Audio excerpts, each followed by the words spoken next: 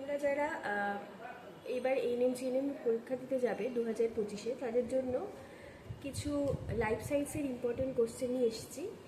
এবার লাইফ সায়েন্সের কোন কোন চ্যাপ্টার আমাদের বুঝতে হবে, যে লাইফ সায়েন্সের কোন কোন চ্যাপ্টারগুলো আমাদের এই পরীক্ষার জন্য খুব ইম্পর্টেন্ট। এবার একটি চ্যাপ্টার উদ্ভিদের সাড়া প্রদান এবং রাসায়নিক সমন্বয়, যেটা হরমোন, সেই সম্পর্কে এখানে তোমাদের কয়েকটি প্রশ্ন আমি আলোচনা করব। এবার কয়েকটি পার্টে এই প্রশ্নগুলো আলোচনা করব। তোমরা দেখো, আশা করি তোমাদের খুব উপকারী হবে কোশ্চেন অ্যান্সারগুলো পড়ে, এবং তার সঙ্গে সঙ্গে আমি কোশ্চেন রিলেটেড আরও কিছু যে প্রশ্ন থাকবে সেগুলো আলোচনা করে দেব। এবার চ্যাপ্টারটার নাম হলো উদ্ভিদের সাড়া প্রদান এবং রাসায়নিক সমন্বয়। দেখো, প্রথম প্রশ্নটা কি বলেছে, উদ্ভিদের বৃদ্ধি, সাড়া প্রদান, রাসায়নিক সমন্বয় সাধনের কাজ কার দ্বারা নিয়ন্ত্রিত হয়? এটা হচ্ছে হরমোনের দ্বারা এটা নিয়ন্ত্রিত হয়। তারপর the power of movements in plants বইটি কার লেখা? এটা চার্লস ডারউইনের লেখা। তারপর উদ্ভিদ হরমোনের অপর নাম কি? তাহলে উদ্ভিদ হরমোনকে আরেকটা কি নামে আমরা ডাকবো? সেটা হচ্ছে ফাইটো হরমোন। একটি কৃত্রিম উদ্ভিদ হরমোনের উদাহরণ দাও। এটা হচ্ছে আইপিএ, ইন্ডোল প্রোপিওনিক অ্যাসিড। এইবার দেখো, উদ্ভিদ হরমোনের এই যে এখানে বলা হয়েছে যে কৃত্রিম উদ্ভিদ হরমোনের উদাহরণ দাও, তার মানে বোঝা যাচ্ছে এখানে প্রাকৃতিক উদ্ভিদ হরমোনও আছে, আবার কৃত্রিম উদ্ভিদ হরমোনও আছে। তাহলে আমরা দেখে নেব যে উদ্ভিদ হরমোনের যে কিভাবে শ্রেণীবিভাগ করা হয়েছে। তাহলে এখানে বলেছে যে উদ্ভিদ হরমোন দেখো 4 ধরনের হয়। একটা তোমার প্রাকৃতিক উদ্ভিদ হরমোন, একটা কৃত্রিম উদ্ভিদ হরমোন, আর একটা প্রকল্পিত উদ্ভিদ হরমোন, আর একটা গ্যাসীয় হরমোন।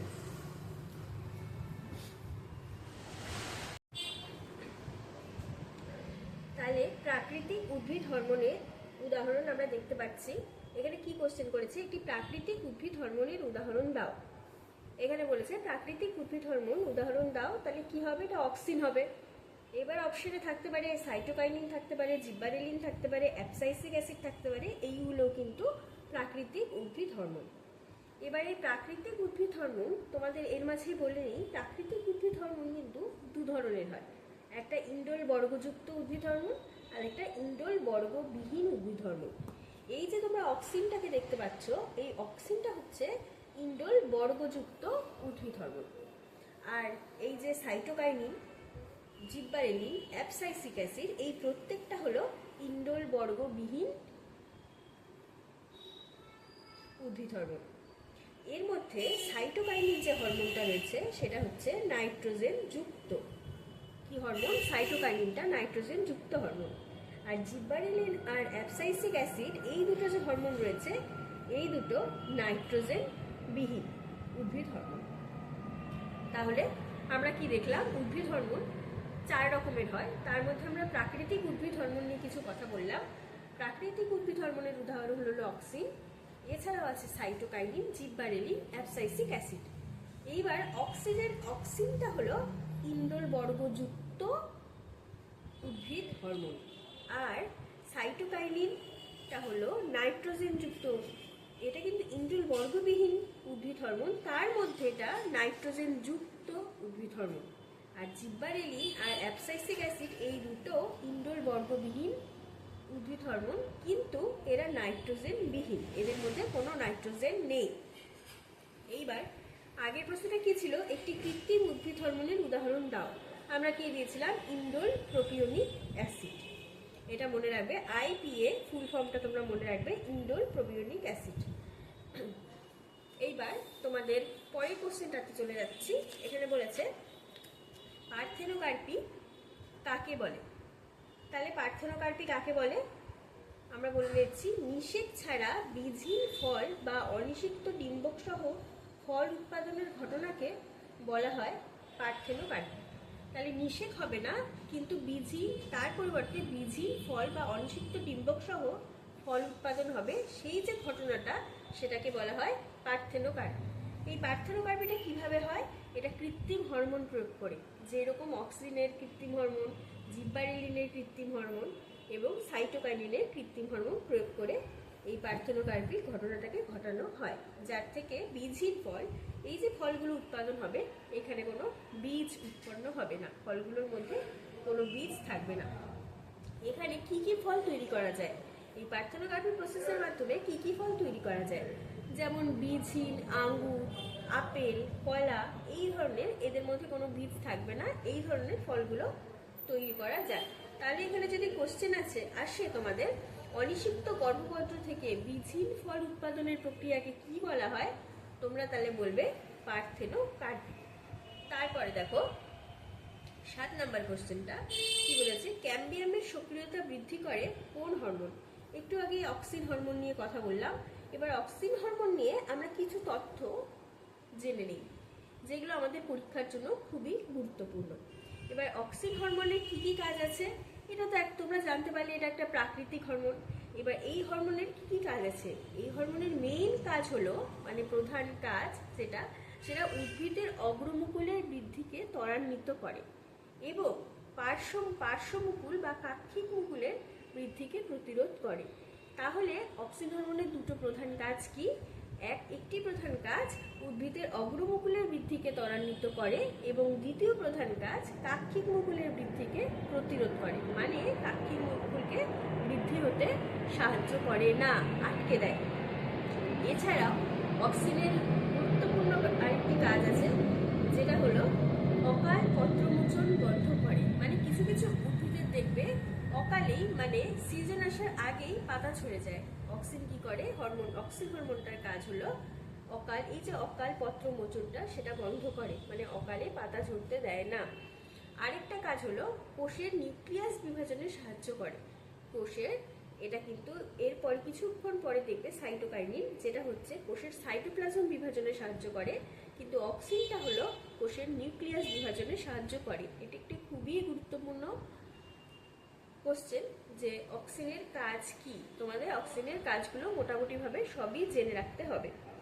এবার এই অক্সিনটা কোথার থেকে তৈরি হয়, অক্সিনটা তৈরি হয় উদ্ভিদের অগ্রস্থ ভাজক কলা থেকে। এই অক্সিনটা তৈরি হয় উদ্ভিদের অগ্রস্থ ভাজক কলা থেকে। তারপর আমরা করব যে 7 নম্বর কোশ্চেনটা চলে আসলো, ক্যাম্বিয়ামের সক্রিয়তা বৃদ্ধি করে কোন হরমোন। ক্যাম্বিয়ামের সক্রিয়তা বৃদ্ধি করে, দেখো তোমাদের এখানে লেখা আছে অক্সিন হরমোন, এটা একটা অক্সিনের কাজের মধ্যে পড়ে, তাহলে ক্যাম্বিয়ামের সক্রিয়তা বৃদ্ধি করে অক্সিন হরমোন। 8 নম্বর কোশ্চেনে চলে যাই, উদ্ভিদের কোন কোন অংশে সাইটোকাইনিন পাওয়া যায়। এবার তোমরা তো দেখলে প্রাকৃতিক হরমোনটা একটা অক্সিন আমরা পড়ে নিলাম, তাহলে সেকেন্ড হরমোনটা কি, সাইটোকাইনিন, যেটা হচ্ছে নাইট্রোজেন যুক্ত কিন্তু ইন্ডোল বর্গবিহীন, এটা মনে রাখতে হবে, ইন্ডোল বর্গবিহীন নাইট্রোজেন যুক্ত উদ্ভিদ হরমোন।